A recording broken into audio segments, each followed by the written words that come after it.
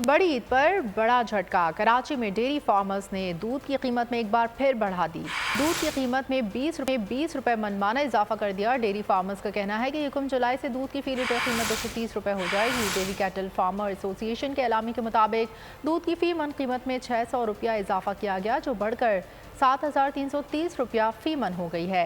Retailers 20 रुपया फी litre के इजाफे के बाद 230 रुपया फी लीटर फरोख्त करेंगे।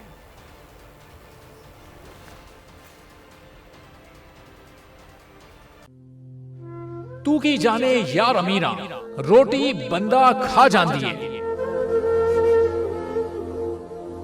यूनान में कश्ती उलटने का अलमनाक हादसा।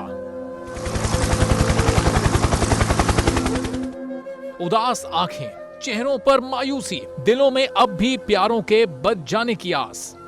मेरी दरखास्त है वजीर आजम अगे जल्दी तो जल्दी मेरे बच्चे की तलाश की जाए। गम की इस घड़ी में बोल रहा अपनों के साथ, सहाफती फराइज को निभाते हुए पहुंचाई हर खबर अवाम तक। और यूनान में महाजरीन के जहाज को हादसे के बाद अब रेस्क्यू ऑपरेशन खत्म हो चुका है। 68% अवाम ने कश्ती हादसे की पल पल की खबर से जुड़े रहने के लिए देखा सिर्फ बोल न्यूज, क्योंकि बोल है पाकिस्तान का नंबर 1 न्यूज चैनल। सब्सक्राइब करें और बेल दबाएं ताकि कोई खबर रह न जाए।